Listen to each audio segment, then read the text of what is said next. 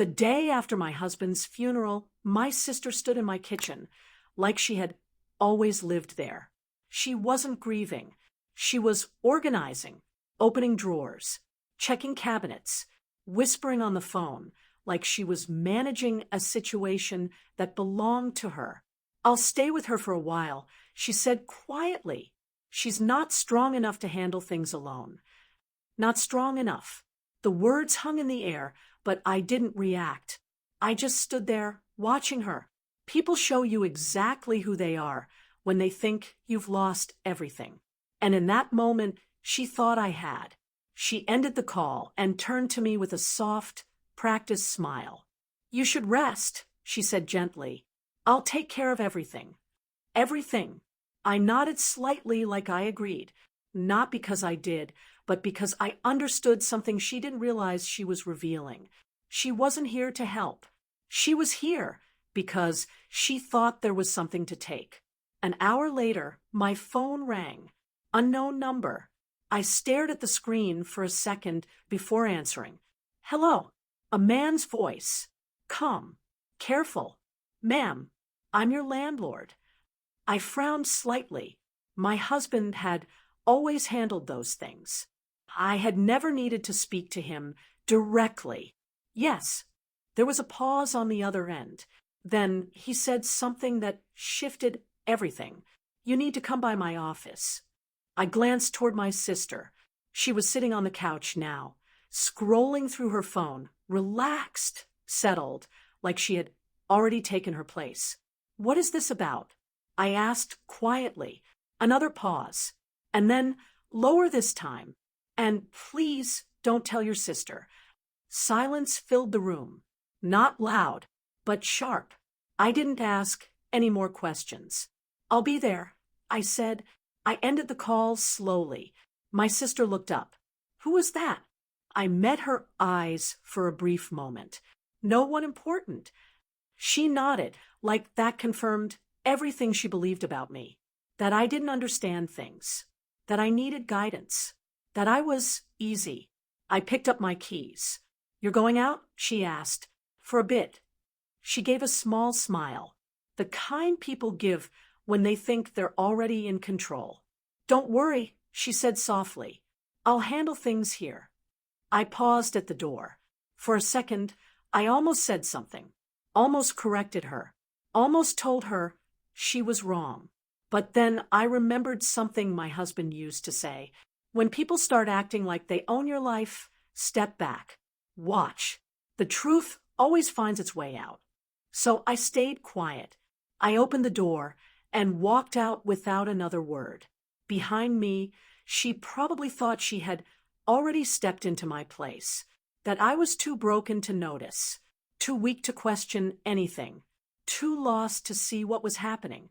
But silence has a way of hiding more than pain. Sometimes it hides clarity. They thought I had nothing left. They had no idea what I was about to find out next. Your one click can keep these stories alive. Subscribe, because every voice deserves to be heard. The landlord's office was quieter than I expected. No rush, no noise, just a small desk, a few files, and a man who stood up the moment I walked in. Not casually, respectfully. "Thank you for coming," he said. I nodded once and sat down. "You said it was important." He didn't speak immediately. Instead, he reached into a drawer and pulled out a folder.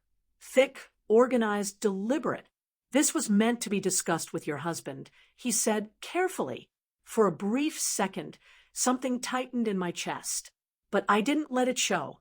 "Go on." He placed the folder in front of me and gently pushed it forward. "6 months ago, your husband made some changes." I opened it slowly. At first, it looked like routine paperwork. Lease agreements, signatures, dates. Normal.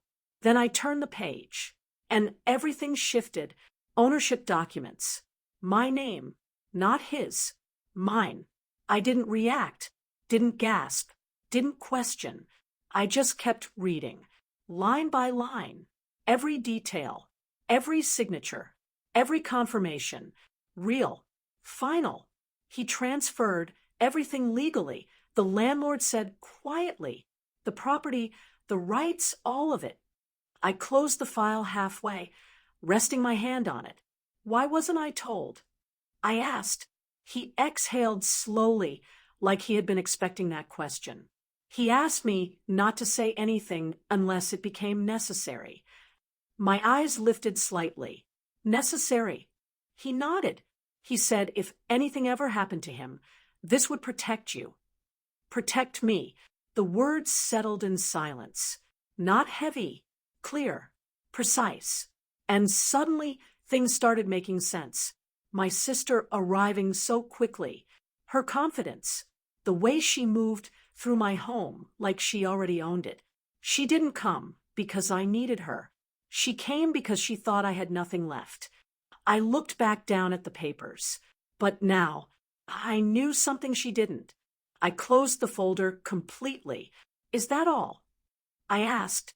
For a moment, he hesitated. Then he said, not exactly. I looked at him again. Someone called yesterday. My expression didn't change.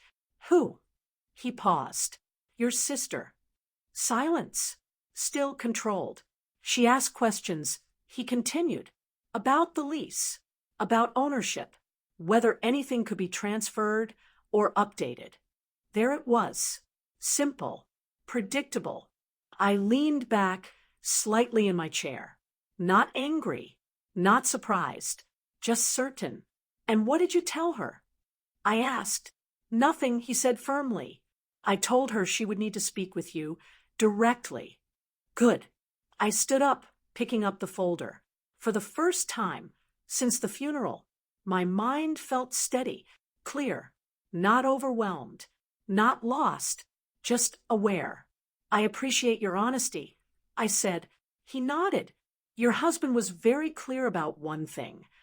I paused. What was that? That you're stronger than people think. For a brief moment, I said nothing. Then I gave a small nod and walked out. Outside, the air felt different, quieter, like something had shifted inside me. My phone buzzed. A message from my sister. Do you need anything? I'm here for you. I looked at it for a few seconds, then locked the screen. No reply. Not yet. Because some truths don't need to be explained.